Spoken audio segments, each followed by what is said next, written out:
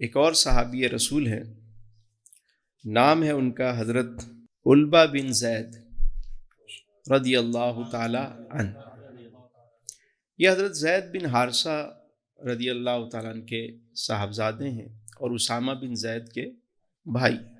جب میرے آقا کریم علیہ السلام نے ارشاد فرمایا کہ اللہ کی راہ میں مال خرچ کرو، ہر ایک نے اپنی اپنی حیثیت کے مطابق جس کے پاس جو تھا وہ لے کر آیا اور حضور کی خدمت میں انہوں نے پیش کر دیا۔ کسی نے آدھا گھر کا مال، کسی نے پورا مال، کسی نے چند سا کھجوریں، جو جس کے پاس تھا وہ لے آیا۔ اور دوسرے دن جب جہاد پہ جانے کی باری آئی تو صحابہ کرام حضور کے ہمراہ روانہ ہونے لگے۔ اس کو جیش الاسرہ بھی کہا جاتا ہے کہ اس میں بڑی تنگی والا یہ غزوہ تھا، یعنی اس میں مسلمانوں کے پاس اس وقت مالی طور پر اتنے وسائل موجود نہیں تھے، گرمی بہت تھی، شدید قسم کی گرمی، اور سفر بھی 700 کلومیٹر، یعنی تبوک روانہ ہونا ہے، اور رومن امپائر سے لڑائی ہے، اور عرب کی گرمی تو آپ نے جنہوں نے دیکھی ہے تو وہ دیکھی ہے۔ اس وقت یہ غزوہ پیش آیا، مگر دیکھیے قرآن کریم سورہ توبہ کو جب ہم پڑھتے ہیں تو اللہ رب العزت نے یہ بات بھی سمجھائی کہ یہ غزوہ مومن اور منافق میں فرق کرنے کے لیے آیا، کھرے اور کھوٹے کو الگ الگ کرنے کے لیے۔ کبھی کبھی زندگی میں ہمارے بھی کوئی ایسی آزمائش آ جاتی ہے تو وہ بسا اوقات اس کے اندر بہت ساری حکمتیں پوشیدہ ہوتی ہیں، کیونکہ اس میں پتہ لگتا ہے کہ کون اپنا ہے اور کون پرایا ہے۔ دو چہرے انسان کبھی نہیں بھولتا، ایک مشکل میں ساتھ دینے والا اور ایک مشکل میں ساتھ چھوڑ جانے والا، کبھی نہیں بھولے گا۔ بسا اوقات ہم کسی کو اپنا اپنا سمجھ رہے ہوتے ہیں اور اسی میں ہوتے ہیں، اور جب وہ کوئی آزمائش آتی ہے تو پتہ چلتا ہے کہ جس پر ہم سب کچھ لٹا رہے تھے وہ تو اپنا تھا ہی نہیں، اور جس کو ہم اگنور کر رہے تھے وہ تو اپنا تھا۔ پہچان ہو جاتی ہے، بہت کچھ پوشیدہ ہوتا ہے۔ ان حالات میں، مشکل حالات میں ہی لوگ سنورتے ہیں اور نکھرتے ہیں۔ ایک اصول ہے، ملتان شریف میں ہمارا ادارہ ہے، تو جب گرمی شدید پڑتی ہے تو آم پکتے ہیں، ان میں ذائقہ آتا ہے۔ تو حضرت علبہ بن زید رضی اللہ تعالیٰ عنہ بھی حضور کی خدمت میں آئے، اور بھی کئی اصحاب آئے، تو آ کر انہوں نے عرض کی کہ ہمارے پاس سواری نہیں ہے۔ ظاہر ہے اتنا لمبا سفر پیدل تو نہیں ہو سکتا، انہیں سواری نہ مل سکی، تو وہ اصحاب کے جنہیں سواریاں نہیں ملیں وہ روتے ہوئے واپس اپنے گھروں کو پلٹے کہ آج ہمیں کوئی سواری نہیں ملی، ہم کیسے جائیں گے، اور کہیں ایسا نہ ہو کہ ہم جانے سے محروم رہ جائیں۔ یہ درد انہیں رلا رہا تھا، اور قرآن کریم میں اس کا ذکر موجود ہے کہ وہ روتے ہوئے واپس آئے۔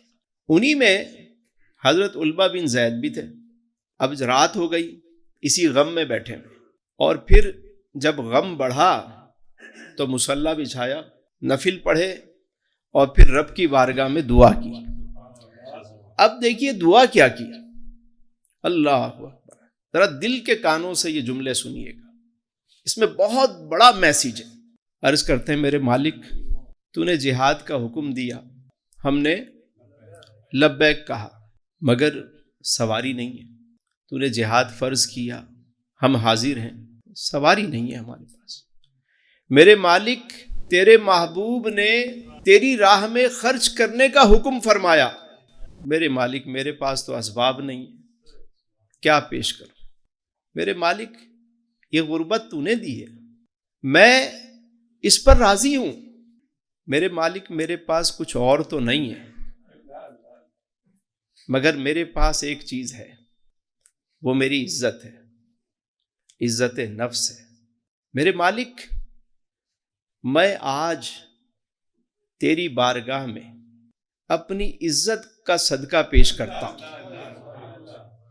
میرے مالک، آج تک جس نے مجھے کوئی تکلیف پہنچائی، کوئی درد دیا، کوئی ظلم کیا، کوئی ستم کیا مجھ پہ، جس کا میں بدلہ لے سکتا تھا، یہاں نہیں تو قیامت میں لے سکتا تھا۔ میرے مالک، میرے پاس کچھ اور نہیں ہے مگر میں عزت کا صدقہ پیش کرتا ہوں اور تیری رضا کے لیے سب کو معاف کرتا ہوں، تو میرے اس صدقے کو قبول فرما لے۔ یہ کہتے رہے اور روتے رہے۔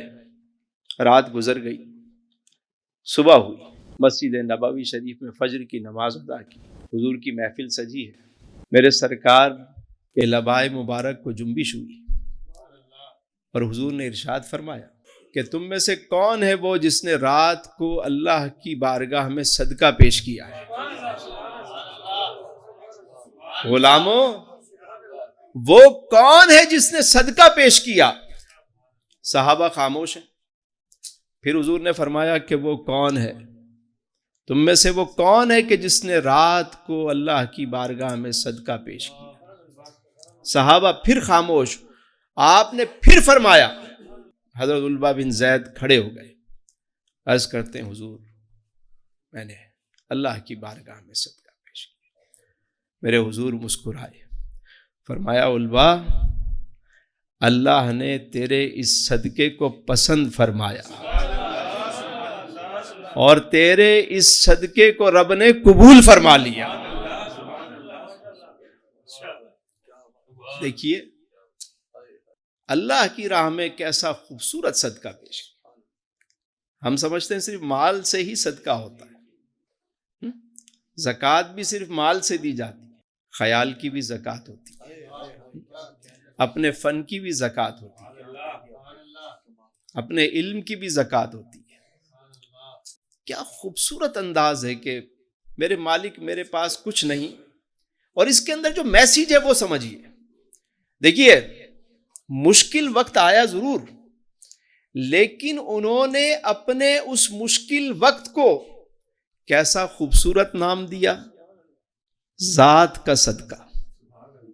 کیا ٹائٹل دیا؟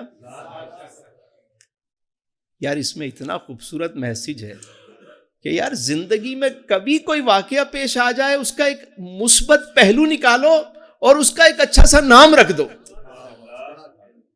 مثبت پہلو نکالو، اس میں جو خیر کا پہلو ہے، یاد رکھیے ہر واقعے میں، ہر سانحے میں کوئی نہ کوئی خیر کا پہلو اس میں پوشیدہ ہوتا ہے، ہم اس کو نہیں دیکھتے۔ ہم صرف ساری زندگی بس وہی دکھ سناتے رہتے ہیں، وہی بات کرتے رہیں گے، وہی اس کا کوئی ایسا نام رکھ لیں، اس کا کوئی ایسا پہلو تلاش کریں جو خیر والا ہو، یقین کریں وہ ستم بھی آپ کو کرم لگے گا۔ واصف صاحب نے کیا فرمایا؟ استاد فرماتے ہیں کہ سراغ زندگی بخشا ہے جس نے، سراغ زندگی بخشا ہے جس نے، اسی غم سے محبت ہو گئی ہے۔ جب وہ راز سمجھ میں آ جائے نا تو یقین کریں وہی درد مزہ دیتا ہے۔ جس کو ہو درد کا مزہ، ناز دوا اٹھائے گی۔ تو یہ میسیج ہے۔ دیکھیے میں ایک بات عرض کروں علی بھائی، میرے حضور کی تربیت ایسی ہے صلی اللہ علیہ وسلم، صحابہ کی ایسی خوبصورت حضور نے تربیت فرمائی کہ حضرت عبداللہ ذوالبجادین سب کچھ چھوڑ کر جب چچا نے کہا کہ مار دوں گا، فرمایا یہ گردن کٹ تو سکتی ہے، دامن مصطفیٰ سے ہٹ نہیں سکتا۔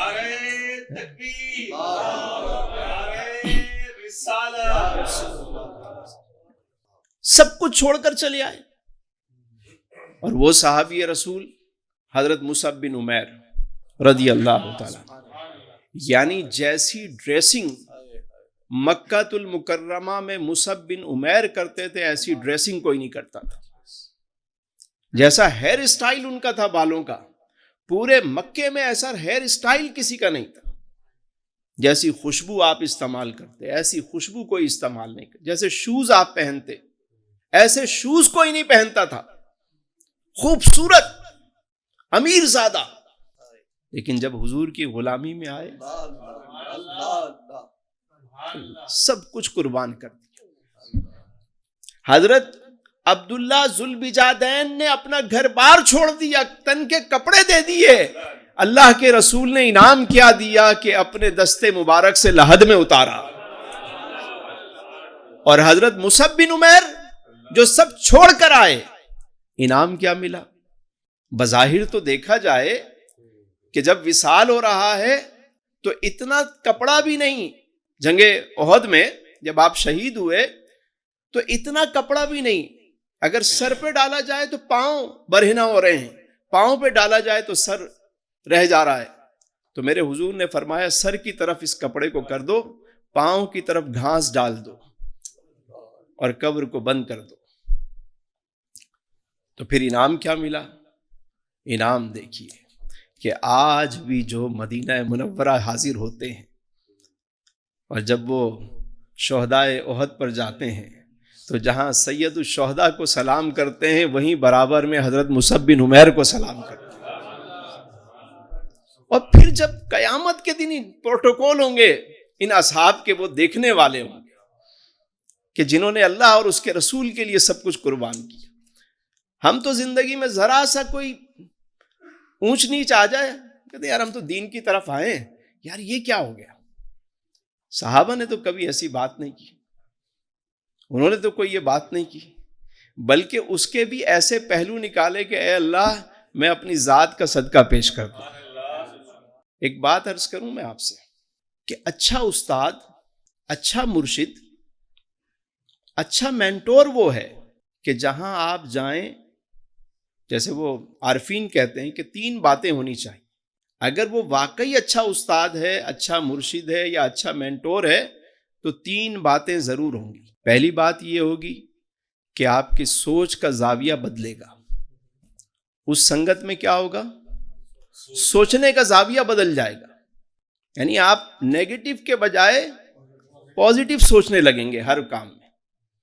سب سے بڑا چینج یہ آئے گا. غیبت ہونے لگے گی، آپ وہاں سے اٹھ جائیں گے. کسی کو ستائیں گے تو آپ کو تکلیف ہوگی، ایک چینج آئے گا. اگر ایسا ہے تو اس کا مطلب ہے آپ صحیح جگہ پہنچے، اور اگر ایسا نہیں ہے تو اس کا مطلب ہے کہ کوئی تبدیلی نہیں ہے. دوسری بات، آپ کی پسند اور ناپسند بدل جائے گی. پسند، کل تک جن چیزوں کے پیچھے انسان مر رہا تھا اور جن چیزوں کو سب کچھ سمجھ رہا تھا، آج ان چیزوں کی اس کے نزدیک کوئی وقت نہیں ہوگی. یہ ایک بہت بڑا چینج آتا ہے. اچھے مینٹور، اچھے استاد یا اچھے مرشد کا یہ کمال ہوتا ہے کہ وہاں پسند اور ناپسند جو ہے وہ بدل جاتی ہے. وہ جو قرآن کریم نے بات کی، ہو سکتا ہے تم کسی بات کو برا سمجھ رہے ہو اور وہ تمہارے لیے بہتر ہو، اور ہو سکتا ہے کہ تم کسی چیز کو اچھا سمجھ رہے ہو اور وہ تمہارے لیے بری ہو. اللہ بہتر جانتا ہے اور تم نہیں جانتے. تو یہ جو ایک میسیج ہے قرآن کا کہ سوچ کا زاویہ بدلنا، پسند اور ناپسند بدلنا. وہ جو حضرت علی رضی اللہ تعالیٰ عنہ کا قول ہے، جب میری کوئی خواہش پوری ہو جائے تو میں خوش ہو جاتا ہوں کہ اس میں میری رضا ہوتی ہے، اور جب میری خواہش پوری نہیں ہوتی تو میں اور بھی خوش ہو جاتا ہوں کہ یہ میری رب کی رضا ہے. یہ سوچنے کا زاویہ بدلتا ہے.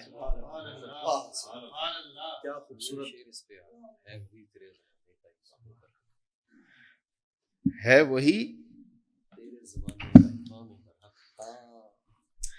وہی تیرے زمانے کا امام برحق، جو تجھے حاضر و موجود سے بیزار کرے.